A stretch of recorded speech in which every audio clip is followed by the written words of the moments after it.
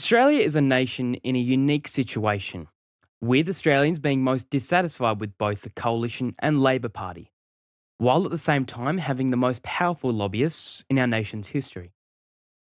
When it comes to the ballot box, the major parties have still remained the dominant players, and with new political donation caps and increased efforts from special interest groups, has only kept Australia's two-party system relatively intact.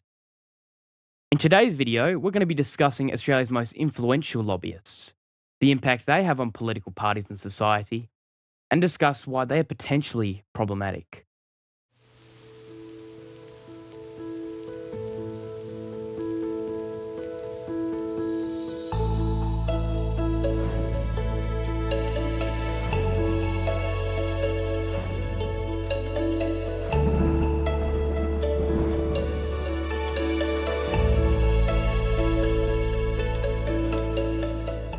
So, what we're going to do today is rank the lobbyists by what industry or role in their society is.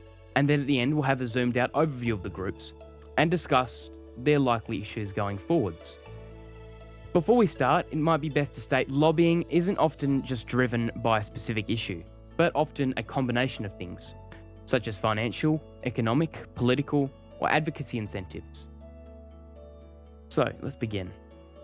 Firstly, we'll start with one of the most common places of lobbying, which are from what are called think tanks.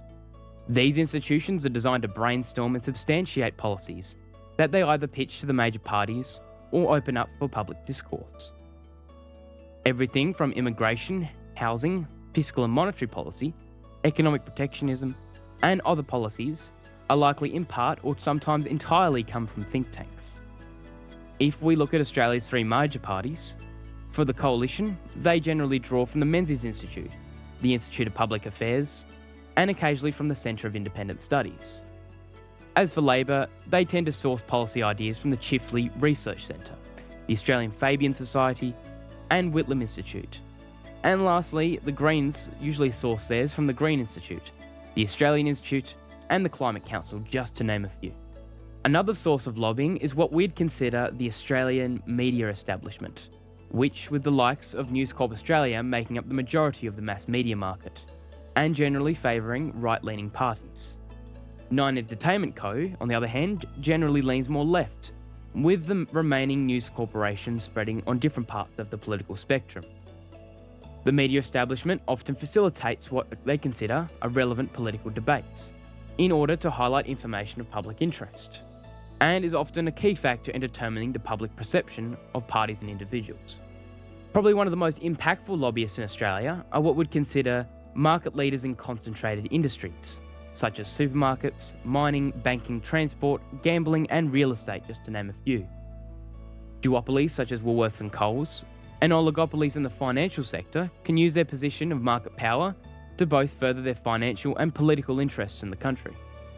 Such examples could include lowering corporate taxes, cutting regulations, and ensuring a higher barrier to entry to the market for potential competitors. A recent example could include the lack of affirmative action to minimise online gambling harm and crack down on illegal gambling platforms, as highlighted by Andrew Wilkie. Another cohort of lobbyists we should probably mention are what we would class as interest groups, comprising of trade unions for the left and small to medium business companies on the right. Trade unions generally argue for higher worker wages, greater company regulations, and increased tax on businesses so they serve a greater interest for workers. On the other hand, business councils generally argue for a decrease in regulations where necessary, and a lowering of small business taxes to incentivise business startups and overall growth in the economy. Now, further down the list, we have what we'd call social interest groups. For the left, these generally include things such as environmental groups, pro-republic lobbies, anti-Christian and pro-abortion groups. For the right, we generally see the opposite, with pro-monarchy, pro-Christian and anti-abortion groups, just to name a few. The last cohort of lobbyists that we'll be talking about today are what we would consider individuals, who, either due to their high popularity or wealth, can influence public policy. Individuals such as Gina Rinehart and Anthony Pratt are considered to have a strong influence on Australian politics, which they use to further their interests on their investments, persona and other things. Now that we have a broad understanding of Australia's lobby groups, it's probably worth exploring why some of them might not be the best. Starting from the very beginning, the fact that many think tanks are funded by private donors, corporations and government grants can create a conflict of interest and undermine credibility for the research they produce.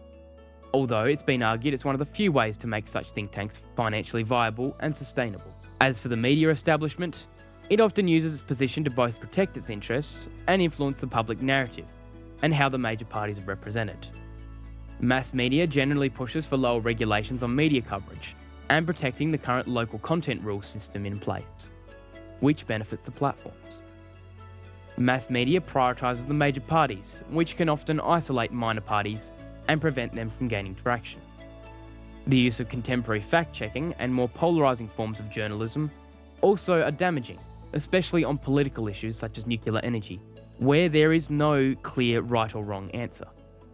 Looking at Australia's oligopolies, almost all of our highly concentrated industries at some point have lobbied and contributed donations to our major parties, which, according to independents and minor parties, encourages anti-competitive, anti-consumer and tax avoidance behaviour. On the other hand, big corporations have justified their positions are acceptable through economies of scale, which is essentially being able to output more goods and services as the business expands. They've also argued innovation and claim a potential of competition if other businesses are willing to enter the market. As for influential individuals, during the Rudd administration in 2010, Gina Rinehart opposed the proposition of what would be called the super mining tax, which would tax Australia's largest miners if they exceeded a profit threshold. In retaliation, Gina Rinehart purchased shares in Australia's key media companies and pushed forward advertising campaigns to sway public opinion. To really see the impacts of lobbying, we can look at the Voice to Parliament referendum, with critics such as Lydia Thorpe and Peter Dutton arguing that many political issues nowadays have more focus on advertising and campaigning for issues, rather than solving them, resulting in less than desired impact on issues. The Voice to Parliament referendum in 2023 cost an estimated $450 million, with the Albanese government directly investing $364 million as part of their 2023 to 24 budget. The remaining contributions were pushed forward by corporations to meet their corporate social responsibility and lobbying goals to sway public support. The growth of lobbying has been argued as being more wasteful now than in the past for economic, social, and political development in the country. According to the LSE Press, the problem with the major parties and lobbying as a whole is that they generally only account for popular policies, rather than things which may be necessary for healthy democracies. This can mean essential things such as reducing government debt, divesting major companies, and cracking down on tax evasion are less likely effective or unable to go ahead at all, as direct and indirect lobbying influences where government spending will be directed to. This has been something that independents and minor parties seek to scale back, but with the implementation of donation limits, it makes it more difficult for minor parties to gain traction in Parliament. Any minor party legislation that seeks to limit corporate or individual influence can effectively be blocked by the major parties, as we recently witnessed a few months ago with donation laws, where both Labor and the Liberals teamed up to pass a bill through the Senate. Regardless of where you stand on the political spectrum, it's clear that, especially in a country like Australia, special interest groups and lobbyists have a strong influence over Australian politics. While it may not be as extreme as US politics, it's definitely prevalent and unlikely to change for the foreseeable future. Thank you for watching this video. If you've enjoyed our content, consider subscribing and ringing the bell so you can keep in loop with all the news from the world and around Australia. I'd also like to announce we released our 4th edition of the Snapshots newsletter early this month, covering all the news in December from both the world and in Australia. You can access it down below in the link provided for free. I'd also like to thank our supporters and the team for making this video possible. Your support is crucial, and if you'd like to support us, consider buying us a coffee, purchasing a membership, or buying our merchandise. Once again, I'm Heath Clark. Thank you for watching, and I'll see you in the next video.